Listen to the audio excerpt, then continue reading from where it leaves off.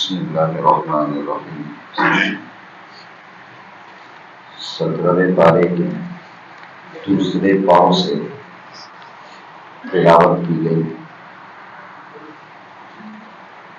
وَلَقَدْ آتَيْنَا إِبْرَاهِيمَ رُشْدَهُ۔ ابتدائی آیات میں اللہ تعالیٰ نے حضرت ابراہیم علیہ السلام کا واقعہ ذکر فرمایا ہے، اور تحقیق کہ ہم نے ابراہیم کو رشد و ہدایت عطا فرمائی تھی، سمجھداری عطا فرمائی تھی۔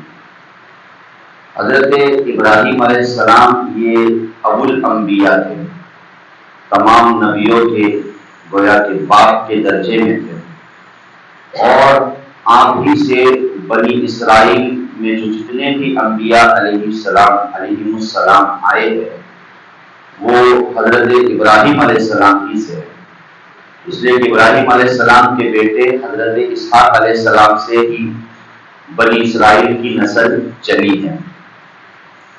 اور یہ ایسے جلیل القدر نبی ہے کہ اللہ تعالیٰ نے 25 سورتوں میں ان کا تذکرہ فرمایا ہے۔ قرآن کریم کی 114 سورتیں ہیں، ان 114 سورتوں میں سے 25 سورتوں میں حضرت ابراہیم علیہ السلام کا تذکرہ ہے، اور تقریباً 65 مرتبہ 65 مرتبہ اللہ تعالیٰ نے حضرت ابراہیم علیہ السلام کا قرآن کریم میں تذکرہ فرمایا ہے، اور اللہ نے آپ کو ایک بہت بڑا مقام خلت عطا فرمایا۔ وَاتَّخَذَ اللَّهُ إِبْرَاهِيمَ خَلِيلًا، اللہ نے حضرت ابراہیم علیہ السلام کو اپنا خلیل بنایا۔ خلیل کہتے ہیں گاڑے دوست کو، کہ اللہ تعالیٰ نے حضرت ابراہیم علیہ السلام کو اپنا دوست بنایا ہے۔ آپ کی پیدائش عراق میں ہوئی ہے، یہ آپ کا آبائی وطن ہے، اور آپ کا جو باپ تھا قرآن کریم نے اس کا نام بھی ذکر کیا ہے آزر، جو بت ساز بھی تھا، بت پرست بھی تھا، یعنی بتوں کی عبادت بھی کرتا تھا اور بتوں کو بیچا بھی کرتا تھا۔ تو ایسے ماحول میں تنے تنہا ایک موحد حضرت ابراہیم علیہ السلام پیدا ہوتے ہیں، اور کس قدر آپ کی قربانیاں ہیں۔ قرآن کریم نے آپ کی قربانیوں کے متعلق ذکر فرمایا کہ اسی طرح ابراہیم ربہ بکلمات فأتمہن، بہت سی قربانیاں ابراہیم نے دی ہے، اور ساری قربانیوں میں کامیاب ہو گئے، بڑی بڑی قربانیاں دی ہے۔ چنانچہ آپ کا ایک واقعہ کی 17ویں پارے میں ذکر کیا گیا ہے، جس کو ہم اکثر جانتے بھی ہیں، کہ ابراہیم علیہ السلام جس بستی جس علاقے میں رہا کرتے تھے وہ سب کے سب شرک پسند تھی، اور شرک اور بتوں کی پوجا کیا کرتی تھی۔ ایک موقع پر سب لوگ بستی چھوڑ کے باہر چلے گئے۔ ابراہیم علیہ السلام نے کہا کہ اب سبق سکھلانے کا ایک بہتر موقع ہے کہ بھئی جن کو اللہ تعالیٰ، چونکہ اللہ تعالیٰ نے ابراہیم علیہ السلام کو سمجھداری عطا فرمائی، صرف زبان سے سمجھانا یہ نہیں تھا، بلکہ الگ الگ انداز سے حضرت ابراہیم علیہ السلام مثالوں کے ذریعے سے سمجھایا کرتے تھے۔ تو ایک موقع پر ایسا ہوا کہ ان کے بت خانے میں چلے گئے اور سارے بتوں کو توڑ دیا۔ ابراہیم علیہ السلام نے سارے بتوں کو توڑ دیا، اور جو بڑا بت تھا اس کو باقی رکھا۔ جب قوم نے دیکھا بعد میں آ کر کے ہمارے بتوں کے ساتھ یہ کٹ ہوئی ہے، یہ حال ہوا ہے، تو سبوں نے کہہ لیا کہ یقیناً یہ ابراہیم ہی کا کام ہے علیہ السلام۔ چنانچہ اس وقت کے بادشاہ یعنی نمرود نے ابراہیم علیہ السلام کو بلایا، تو ابراہیم علیہ السلام نے کہا کہ بل فعل کبیرہم ھذا فاسألوہم ان کانوا ینطقون، تمہارے نزدیک تو معبود بڑے ہیں اور ان کی تم پوجا کرتے ہو، تو مجھ سے کیا پوچھتے ہو کہ کس نے توڑا ہے اور یہ کس نے حال کیا؟ یہ جو بڑا بت کھڑا ہے اسی سے پوچھو، وہ بتا دے گا کہ چھوٹے بتوں کے ساتھ کس نے معاملہ کیا ہے۔ ظاہر ہے کہ وہ سب خجل ہو گئے، اور یہ ایک بہت بڑا دھکا تھا مشرکین کو، لیکن بہرحال ان کے دلوں پر چونکہ مہر لگی تھی، اس لیے انہوں نے بات نہیں سمجھی، اور ابراہیم علیہ السلام کو سزا دینے کا ارادہ کیا، اور پھر وہ آتش نمرود، آگ کو تیار کرنا اور حضرت ابراہیم علیہ السلام کو اس میں ڈالنا، اور اللہ تعالیٰ کا حکم دینا قلنا یا نار کونی بردا وسلاما علی ابراہیم، کہ ہم نے آگ کو حکم دیا کہ اے آگ ابراہیم کے لیے ٹھنڈی اور سلامتی والی بن جائے۔ یقیناً جو اللہ کے نیک بندے ہوتے ہیں اور جو حق پرست ہوتے ہیں، حق گو ہوتے ہیں، اللہ تعالیٰ ایسی مصیبتوں میں بھی ان کے لیے مخرج اور راستہ نکالتے ہیں۔ آگے چل کر اللہ تعالیٰ نے مختلف نبیوں کا بھی تذکرہ فرمایا ہے۔ ابراہیم علیہ السلام کے بعد ایک نبی حضرت یونس علیہ السلام کا اللہ نے یہاں پر ذکر فرمایا ہے۔ حضرت یونس علیہ السلام کا بھی مختلف جگہوں پر واقعہ موجود ہے، 23ویں پارے میں اور اسی طریقے سے 17ویں پارے میں۔ وَذَنُّونَ إِذْ ذَهَبَ مُغَاضِبًا، ذنون یعنی مچھلی والے، نون کہتے ہیں عربی میں مچھلی کو۔ چونکہ حضرت یونس علیہ السلام کے ساتھ ایک بہت بڑا واقعہ پیش آتا ہے مچھلی کا، اس وجہ سے انہیں ذنون کہا جاتا ہے۔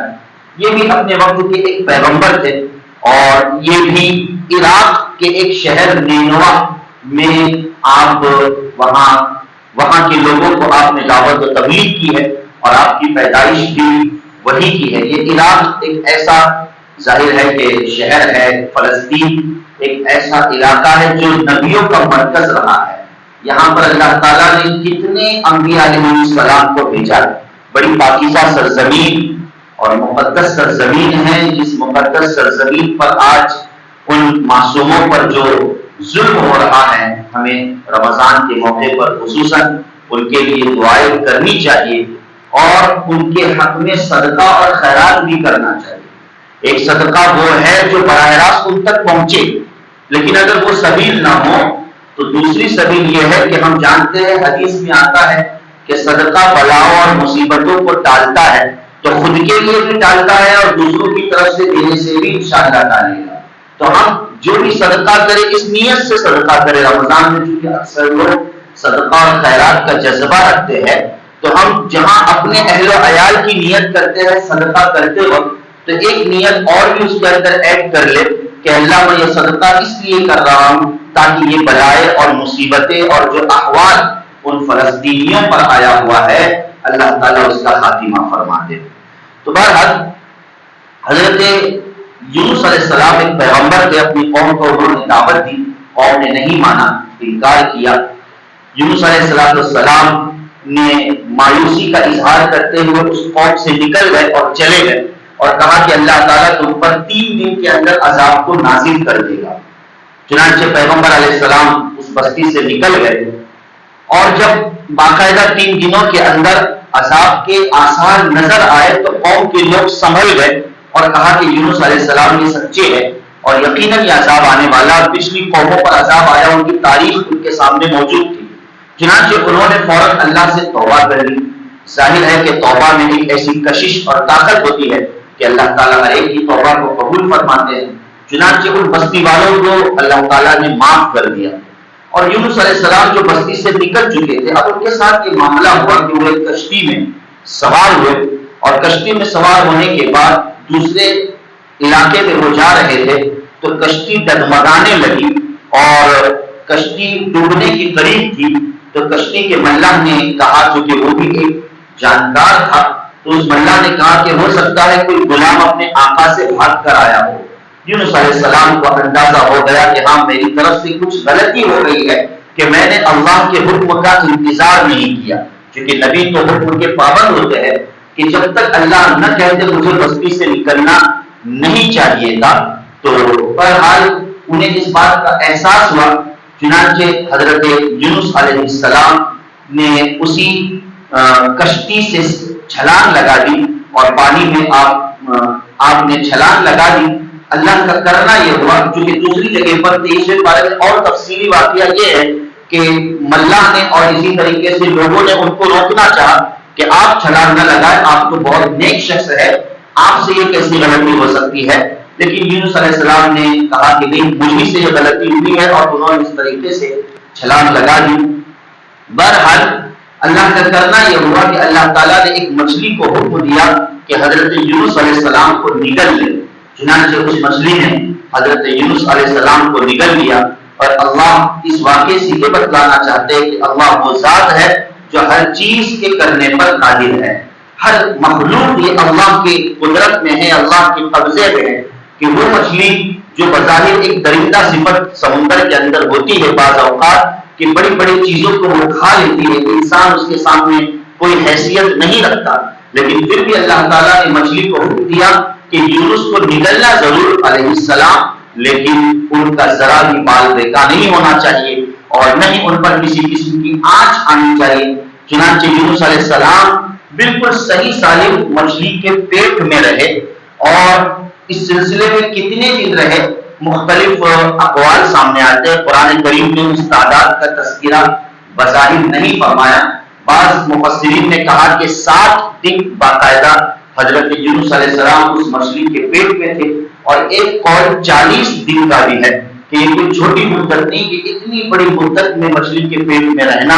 اور پھر قرآن کریم نے ان تاریکیوں کا تذکرہ کیا ہے کہ سمندر کی تاریکی، مچھلی کے پیٹ کی تاریکی، اندھیرا، اور اس اندھیرے میں حضرت یونس علیہ السلام کی زبان سے جو کلمات نکلے ہیں، اللہ تعالیٰ نے ان کلمات کو قرآن کا درجہ دے دیا۔ حضرت یونس علیہ السلام کی جو مشہور دعا ہے لا الہ الا انت سبحانک انی کنت من الظالمین، کہ نہیں ہے کوئی معبود سوائے تیرے، انت سبحانک، تو پاک ہے، ہر چیز سے مبرہ اور منزہ ہے، انی کنت من الظالمین، گندا تو میں ہوں اور ناپاک تو میں ہوں، میں ہی ظالمین میں شمار ہوں۔ اس طریقے سے حضرت یونس علیہ السلام نے دعا فرمائی، اور اللہ تعالیٰ نے حضرت یونس علیہ السلام کی توبہ کو اور دعا کو قبول فرما لیا اور مچھلی کو اگلنے کا حکم دے دیا۔ بہرحال یہ بڑی جامع دعا ہے، ترمذی شریف میں آتا ہے کہ جو بندہ اس دعا کا خاص اہتمام کرتا ہے، لا الہ الا انت سبحانک انی کنت من الظالمین، اپنی دعاؤں میں اس دعا کو خاص پڑھتا ہے، تو اللہ تعالیٰ اس آیت کے ذریعے سے اور اس دعا کے ذریعے سے جتنی بھی دعا مانگی جائے اللہ تعالیٰ ضرور حکمت اور مصلحت کے تحت قبول فرماتے ہیں۔ اس کے بعد سورۃ الحج ہے 17ویں پارے میں، ان زلزلۃ الساعۃ شیء عظیم، قیامت کا نقشہ اللہ نے کھینچا ہے۔ قرآن کریم میں بہت سی جگہوں پر قیامت کے نقشے کو کھینچا گیا ہے، اور قیامت کی ہولناکی کا تذکرہ اس لیے کیا گیا ہے تاکہ بندہ ان چیزوں کو دیکھ کر اپنے دل میں ڈر اور خوف اور آخرت کی فکر جو اصل مقصود ہے اس کو تازہ کر لے۔ تو قرآن کریم نے یہ کہا ان زلزلۃ الساعۃ شیء عظیم، کہ قیامت کا زلزلہ، قیامت کا جھٹکا، یہ بہت بڑا جھٹکا ہوگا۔ عامةً ہم زلزلہ زمین کے ہلنے کو کہتے ہیں، لیکن مراد اس سے کہ ہر چیز قیامت میں ہل جائے گی، ہر چیز اپنے وجود کو کھو بیٹھے گی۔ جو آج اپنے وجود کے ساتھ ہر چیز جو قائم ہے، قیامت میں ہر چیز اپنے وجود کو کھو بیٹھے گی۔ پہاڑ تو پہاڑ اپنے وجود کو کھو بیٹھے گا، سمندر اپنے وجود کو کھو بیٹھے گا، زمین اور آسمان، چاند، سورج، ستارے، سیارے، ہر چیز اپنے وجود کو کھو بیٹھے گے، اور اللہ تعالیٰ تمام چیزوں کو بے قیمت اور بے وزن کر دیں گے۔ یوم ترونہا، آگے اللہ نے ذکر فرمایا کہ یوم ترونہا تذہب کل مرضعۃ عما ارضعت، ایک ماں اپنے بچے سے کتنی محبت کرتی ہے اور کتنی ممتا کے ساتھ اپنے معصوم کو اپنا خون دل پلاتی ہے، خون جگر پلاتی ہے، یعنی دودھ پلاتی ہے، کتنی محبت کے ساتھ ایک ماں کو کتنا سکون ملتا ہے اس موقع پر جبکہ وہ اپنے معصوم بچے کو دودھ پلاتی ہے۔ لیکن قیامت کا منظر اتنا ہولناک ہوگا کہ قرآن کریم نے یہ بتلایا کہ جس وقت قیامت کا بھونچال اور زلزلہ آئے گا تو دودھ پلانے والی ماں اپنے بچے کو پٹک دے گی، یعنی اس سے پٹک کر اس سے بھاگ جائے گی کہ یہ کون سا زلزلہ آ گیا ہے۔ اور اسی طریقے سے وہ توضع کل ذات حمل حملها، اور حاملہ عورت اپنے حمل کو ثابت کر دے گی، اسے اپنے بچے کی اور اپنے اولاد کی کوئی پرواہ نہیں ہوگی۔ قرآن کریم نے خاص یہاں پر ماں کا تذکرہ کیا ہے، دودھ پلانے والی بھی ماں ہے اور پیٹ میں بچہ رکھنے والی بھی ماں ہے، اور ماں کی ممتا، محبت اور شفقت سے بڑھ کر کس کی محبت ہو سکتی ہے؟ ظاہر ہے کہ ماں کی ممتا اور محبت کی کوئی مثال نہیں دی جا سکتی، لیکن قیامت کے زلزلے اور جھٹکے کے سامنے وہ محبت بھی کام نہیں آئے گی، اور وہ محبت بھی ماں کی پھیکی پڑ جائے گی، اس لیے کہ ہر ایک کو اس موقع پر اپنی پڑی ہوگی، کہ کسی کو اپنے بچے کی، نہ بچے کو اپنے باپ کی اور والدین کی کسی کو کچھ پڑی نہیں ہوگی، ہر ایک اپنے بارے میں اس موقع پر سوچتا ہوگا۔ وَتَرَى النَّاسَ سُكَارَىٰ وَمَا هُم بِسُكَارَىٰ، اور تم دیکھو گے لوگوں کو جیسے کہ نشے کی حالت میں ہو، جیسے ایک شرابی اور ایک نشاور شخص یہاں وہاں بھٹکتا اور گھومتا ہے، اسے کچھ سجھائی نہیں دیتا، وہی قیامت کا احوال اور قیامت کا منظر ہوگا۔ لیکن قرآن نے کہا وَمَا هُم بِسُكَارَىٰ، وہ کوئی نشے کی حالت میں نہیں ہوں گے بلکہ اپنی عقلوں کو کھو بیٹھیں گے۔ یقیناً قرآن کریم کی ان آیات کو جنہیں اللہ تعالیٰ نے قیامت کا تذکرہ کیا ہے بار بار پڑھنا چاہیے، ہمیں بھی پڑھنا چاہیے، مردوں کو بھی پڑھنا چاہیے، اور ہماری ماں بہنوں اور مستورات کو بھی ان آیتوں کو سنانا چاہیے، خصوصاً وہ آیات جو دل میں ڈر اور خوف پیدا کرنے والی ہوتی ہے، اور یہی ڈر اور خوف انسان کو حق اور ایمان پر باقی رکھنے کے لیے معاون اور مددگار بن سکتا ہے۔ پھر آگے اللہ تعالیٰ نے حضرت ابراہیم علیہ السلام کا تذکرہ فرمایا ہے کہ وَإِذْ بَوَّأْنَا لِإِبْرَاهِيمَ مَكَانَ الْبَيْتِ أَلَّا تُشْرِكْ إِلَىٰ آخِرِ الْآیہ۔ ہم جانتے ہیں کہ حضرت ابراہیم علیہ السلام اور اسماعیل علیہ السلام، جس کا سورہ بقرہ میں بھی تذکرہ ہے، دونوں نے مل کر کعبۃ اللہ کی تعمیر فرمانی ہے۔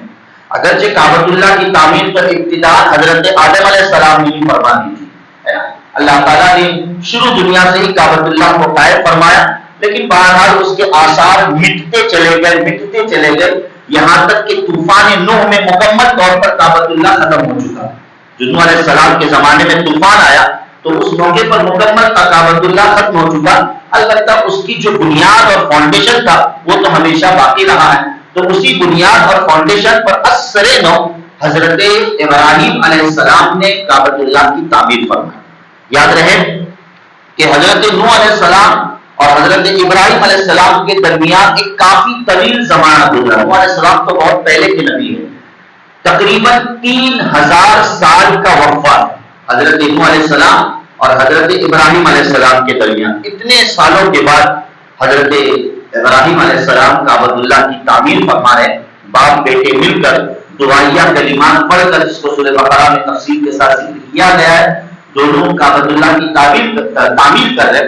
جب کعبۃ اللہ تعمیر ہو چکا تو اللہ تعالیٰ نے حضرت ابراہیم علیہ السلام کو حکم دیا کہ وَأَذِّن فِي النَّاسِ بِالْحَجِّ يَأْتُوكَ رِجَالًا وَعَلَىٰ كُلِّ ضَامِرٍ يَأْتِينَ مِن كُلِّ فَجٍّ عَمِيقٍ، کہ اب تم کعبۃ اللہ تعمیر کر چکے ہو، اب لوگوں میں اعلان کرو، ساری انسانیت میں اعلان کرو کہ آؤ اللہ کے گھر کا حج کرنے کے لیے، آؤ اللہ کے گھر کا دیدار کرنے کے لیے۔ ابراہیم علیہ السلام نے کہا کہ یا اللہ میں تو انسان ہوں، میری آواز ساری انسانیت تک کیسے پہنچ سکتی ہے؟ تو اللہ تعالیٰ نے کہا کہ آواز لگانا ابراہیم تمہارا کام ہے اور آواز کو پہنچانا ہمارا کام ہے۔ یہ حضرت ابراہیم علیہ السلام کا ایک بہت بڑا معجزہ تھا کہ ایک پہاڑ پر حضرت ابراہیم علیہ السلام کھڑے ہو گئے اور لوگوں کو حج کی طرف بلایا، اور لوگوں نے اعلان حج فرمایا۔ لوگوں سے مراد ساری انسانیت ہے۔ اس موقع پر دنیا میں جتنے بھی انسان تھے، چونکہ یہ حدیث میں موجود ہے، اس پر ہمیں ایمان رکھنا اور قرآنی آیت ہے، اس لیے اس پر ہمیں ایمان رکھنا لازم اور ضروری ہے۔ اس موقع پر دنیا میں جتنے بھی انسان تھے اور عالم ارواح میں جتنی بھی روحیں تھیں، جنہوں نے حضرت ابراہیم علیہ السلام کی آواز کو سنا اور آپ کی آواز پر جنہوں نے لبیک کہا ہے، اللہ تعالیٰ نے زندگی میں ان کو حج کی وہ توفیق عطا فرمائی ہے۔ اللہ تعالیٰ ہم سب کا بھی شمار اس آواز پر لبیک کہنے والوں میں داخل فرمائے کہ جنہوں نے جتنی دفعہ بھی لبیک کہا ہوگا اتنی دفعہ یقیناً ان کو حج کی سعادت اور حج کی توفیق نصیب ہوگی۔ اس آیت میں ایک نقطے کی بات جو اللہ نے ذکر فرمائی ہے کہ یأتوک رجالا وعلی کل ضامر، کہ تم حج کرنے کے لیے لوگ پیدل آئیں گے اور سواری پر آئیں گے۔ ضامن کہتے ہیں اونٹنی، چونکہ اس موقع پر اونٹنی سواری تھی، تو حج کرنے کے لیے لوگ پیدل آئیں گے اور حج کرنے کے لیے لوگ اونٹنی پر سوار ہو کر آئیں گے۔ تو گویا دونوں کیفیت کو اللہ تعالیٰ نے قرآن میں ذکر فرمایا ہے کہ حاجی جو حج کرے گا تو یا تو کعبۃ اللہ تک پیدل پہنچے گا یا تو سواری کے ذریعے سے پہنچے گا۔ اسی لیے فقہائے کرام نے مسئلے کے اعتبار سے کتابوں میں بحث یہ کی ہے کہ حج کرنا پیدل افضل ہے یا حج کرنا سواری پر افضل ہے۔ تو بڑے بڑے فقہائے کرام اس بات کی طرف گئے ہیں چونکہ اللہ تعالیٰ نے یہاں پر پیدل کو سواری پر مقدم فرمایا ہے، پہلے پیدل کا تذکرہ فرمایا پھر سواری کا تذکرہ فرمایا. اسی لیے بڑے بڑے ائمہ کرام بالخصوص امام ابو حنیفہ رحمۃ اللہ علیہ اور دیگر ائمہ کرام کے نزدیک پیدل حج کرنا، جو شخص پیدل حج کرنے کی طاقت رکھتا ہے، پیدل سمجھتے ہیں چلنا، چل کر جانا، جو شخص پیدل حج کرنے کی طاقت رکھتا ہے تو اس کے لیے پیدل حج کرنا افضل ہے. اس کے لیے پیدل حج کرنا کیا ہے؟ افضل ہے. حال ہی میں ہمارے یہاں اور بالخصوص ہمارے یہاں سے جو ایک واقعہ پیش آیا، خصوصاً جو ایک ہمارے بھائی تھے شہاب نامی بھائی، جو پیدل حج کا انہوں نے ایک سفر شروع کیا تھا، تو گویا جب ان کا سفر شروع ہونا اور میڈیا کو ایک اچھا خاصا مسالہ اور مواد مل جانا، نہ جانے اس پر کتنے تبصرے اور نہ جانے اس پر کتنی بحث و مباحثے، اور ایک طرف مقررین کا وہ تقریری معاملہ اور اس پر لفظائی کرنا اور نقطہ چینی کرنا، نعوذ باللہ من ذالک، کہ یہ ساری چیزیں دکھلاوا ہے اور اس طریقے سے کہاں شریعت میں اپنے آپ کو تکلیف میں ڈالنے کو کہا گیا ہے کہ تکلیف میں ڈال کر اتنا پیدل حج کرنے کے لیے جائے، باوجود یہ کہ سواری پر جانے کی طاقت موجود ہے. بھئی ہم کون ہوتے ہیں اس طرح بحث و مباحثہ کرنے والے؟ کسی کے دل کا حال، چاہے وہ شہاب ہو، زید ہو، عمر ہو یا بکر ہو، کوئی بھی ہو، دل کا معاملہ سوائے اللہ کے کوئی نہیں جان سکتا. کس کے دل میں ریاکاری ہے، کس کے دل میں اخلاص ہے، یہ فیصلہ کرنا ہمارا کام نہیں ہے، تو اللہ کا کام ہے. تو بہرحال جو جس طریقے سے جائے، چونکہ قرآن کریم میں باقاعدہ پیدل حج کرنے کا تذکرہ موجود ہے، لہذا اگر کوئی پیدل حج کرنا چاہ رہا ہے اور کر چکا ہے تو یہ اس کی سعادت کی بات ہے. یہ تو من جانب اللہ، اللہ کی طرف سے توفیق، طاقت اور قدرت کی بات ہے، لہذا یہ کوئی غلط بات نہیں ہے. اس کے بعد بھی بہت سے لوگوں نے سلسلہ اور بھی شروع کیا ہے، تو ان کا معاملہ بھی انہی کے ساتھ ہے. بہرحال ہمیں ایسی چیزوں پر بحث کر کے اپنے اوقات کو ضائع کرنے کی ضرورت نہیں ہے. بہرحال بڑی نقطے کی بات ہے کہ اللہ تعالیٰ نے یہاں پر پیدل حج کرنے کا خصوصیت کے ساتھ تذکرہ فرمایا ہے. وَمَنْ يُعَظِّمْ شَعَائِرَ اللَّهِ فَإِنَّهَا مِن تَقْوَى الْقُلُوبِ، کہ جو اللہ کے شعائر کی تعظیم کرتا ہے، جو اللہ کے شعائر کی تعظیم کرتا ہے، فَإِنَّهَا مِن تَقْوَى الْقُلُوبِ، تو یہ اس کے دل کے تقوی کی بات ہے، یعنی گویا وہ یقیناً اپنے دل میں تقوی رکھتا ہے. اس آیت کا مطلب اور مقصد یہ ہے کہ اللہ کے جتنے بھی شعائر ہیں، شعائر کا مطلب نشانی، ایسی نشانی جسے دیکھ کر، جسے سن کر اللہ کی یاد تازہ ہو، اس کو شعائر کہا جاتا ہے. جیسے اللہ تعالیٰ نے براہ راست صفا اور مروہ کو شعائر اسلام میں داخل فرمایا ہے نا. قرآن کریم کی آیت ان الصفا والمروہ من شعائر اللہ، کہ صفا اور مروہ دو پہاڑی یہ اللہ کی شعائر میں سے ہے. تو بہت ساری چیزیں یہ اللہ کی شعائر میں سے ہے. جیسے مثال کے طور پر کعبۃ اللہ یہ اللہ کی شعائر میں سے ہے، حرمین شریفین یہ اللہ کی شعائر میں سے ہے، اذان یہ اللہ کے شعائر میں سے ہے، قرآن اللہ کے شعائر میں سے ہے. اسی طریقے سے رمضان المبارک کا مہینہ یہ بھی اللہ کے شعائر میں سے ہے. اسی طرح قربانی کا جانور یہ بھی اللہ کے شعائر میں سے. یہ مختلف چیزیں جو اللہ کے شعائر میں سے ہے.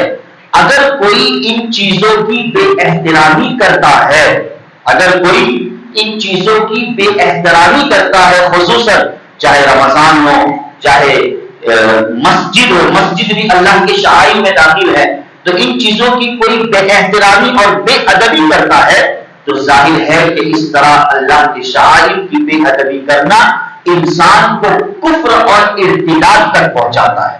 انسان کو کفر اور ارتداد تک پہنچاتا ہے.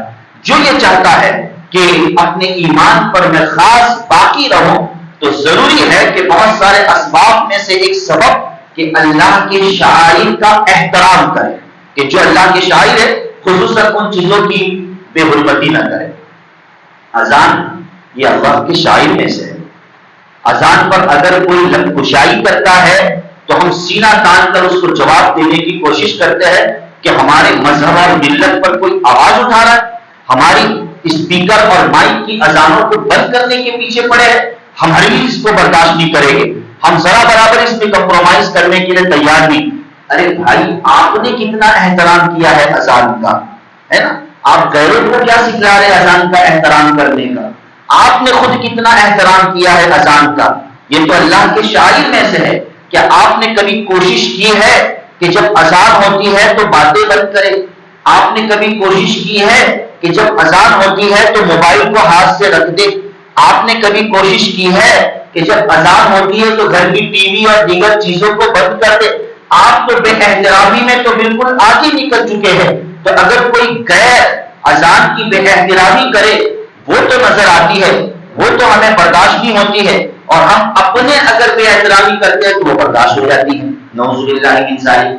یہ بہت غلط بات ہے. میں اذان کے تعلق سے خصوصاً اس لیے کہہ رہا ہوں کہ لوگ اذان کی بہت بے حرمتی کرتے ہیں. یہ اللہ کے شاعر میں سے ہے. اس لیے آداب و احکام یہ ہے کہ جب اذان ہو جائے تو قرآن کریم کی تلاوت کو بھی چھوڑنے کا حکم دیا گیا ہے. حالانکہ قرآن کریم کی تلاوت کتنی مقدس عبادت ہے، لیکن جب اذان ہو جائے تو قرآن کی تلاوت کو بند کر دو. جب قرآن کی تلاوت کو بند کرنے کا حکم ہے تو ہمارا شما کی بات اور گفتگو کی کہاں اجازت مل سکتی ہے؟ ایک طرف اذان ہو رہی ہے، ہم موبائل میں اپنے طور پہ مشغول ہیں، موبائل دیکھ رہے، گھر کی عورتیں مائیں بہنیں مستورات باتیں کر رہی ہیں، اور اس پر مزید یہ کر رہا کہ اور بڑی اذان کی آواز ہو اور اسپیکر اور والیوم اور ہو تاکہ اور زیادہ لوگ گناہ میں ملوث ہو جائے، کہ جن جن لوگوں کے کانوں تک اذان کی آواز پہنچ جائے وہ زیادہ سے زیادہ بے حرمتی کرنے والے بن جائے. یہ حال ہے آج کا. کچھ ہمیں بھی اپنے گریبان میں جھانک کر اپنے بھی کوتاہیوں کا محاسبہ کرنے کی معذرت کے ساتھ ضرورت ہے. بہرحال آگے چل کر اللہ تعالیٰ نے 18ویں پارے میں سورہ مومنون کا تذکرہ فرمایا ہے، جس میں اللہ تعالیٰ نے ایمان والوں کی چند خصلتوں کا اور اسی طریقے سے چند صفتوں کا تذکرہ کرتے ہوئے فرمایا کہ قد افلح المؤمنون، کہ ایمان والے کامیاب ہو گئے. اب ایمان والے کون ہیں؟ ایمان والے وہ ہیں جو اعمال والے ہیں. یہ آیت کیا بتلاتی ہے؟ ایمان والے کون ہیں؟ ایمان والے وہ ہیں جو اعمال والے ہیں. صرف ایمان کا دعویٰ کرنا یہ ایمان والا ہونا کافی نہیں ہے، بلکہ ایمان کی قرآن کریم نے جہاں بھی پہچان کرائی ہے وہ اعمال کے ساتھ کرائی. اس لیے اللہ نے لگے ہاتھوں ایمان والوں کا تعارف کیا فرمایا؟ قد افلح المؤمنون الذین هم فی صلاتهم خاشعون. پہلی خصلت، پہلی صفت کہ جن لوگوں نے اپنی نمازوں میں خشوع پیدا کیا، یعنی خشوع کے ساتھ نماز پڑھنے والے. اسی طریقے سے دوسری خصلت یہ بیان فرمائی کہ والذین هم عن اللغو معرضون، جو بے فائدہ اور بے مقصد باتوں میں لگے نہیں رہتے ہیں بلکہ اپنے وقت کا صحیح استعمال کرتے ہیں. تیسری صفت والذین هم للزکاۃ فاعلون، جو زکات ادا کرنے والے ہوتے ہیں. یہ ایمان کی پہچان ہے زکات کا ادا کرنا. اور چوتھی صفت بیان فرمائی کہ شرمگاہوں کی حفاظت کرتے ہیں. والذین هم لفروجهم حافظون، اپنے شرمگاہوں کی حفاظت کرتے ہیں، یعنی شرم و حیا کے دائرے میں رہتے ہیں، پاک دامنی کی زندگی گزارتے ہیں. اس کا یہ مطلب نہیں کہ فقط زنا کی طرف ہمارا ذہن چلا جائے. زنا تو بہت آگے کی چیز ہے. جو مقدمات زنا ہے، جو ابتدائی زنا ہے، وہ ساری چیزوں سے اپنے آپ کو، اپنے آنکھوں کو، اپنے ہاتھوں کو، اپنے ذہن و دماغ کو، اپنے نظریات کو اس سے بچاتے ہیں. اور پانچویں صفت بیان فرمائی والذین هم باماناتهم وعهدهم راعون، جو اپنی امانتوں کا، جو اپنے عہدے اور وعدوں کا خیال رکھتے ہیں، اس کے اندر کوئی کٹوتی اور کمی نہیں کرتے ہیں. اور چھٹی صفت دیکھیے واپس اللہ نے کیا ذکر فرمائی. اوپر پہلی صفت ذکر فرمائی الذین هم فی صلاتهم خاشعون، کہ جو اپنی نماز میں خشوع پیدا کرتے. اور آخری صفت یہ بیان فرمائی کہ والذین هم علی صلاتهم یحافظون، جو اپنے نماز کی حفاظت کرتے ہیں. دو بار اللہ نے نماز کا یہاں پر تذکرہ فرمایا. نماز میں خشوع پیدا کرنا یہ بھی ایمان کی علامت ہے، اور نماز کی حفاظت کرنا یعنی نماز کو وقت پر پابندی سے پڑھنا یہ بھی ایمان کی کیا ہے؟ علامت ہے. تو یہ سارے اوصاف ہے جو اللہ تعالیٰ نے ایمان والوں کے تعلق سے ذکر فرمایا ہے. اللہ تعالیٰ یہ صفات ہماری زندگیوں میں پیدا فرمائے اور قرآن کریم کو صحیح طور پر سمجھنے کی سعادت نصیب فرمائے. آمین یا رب العالمین. وآخر دعوانا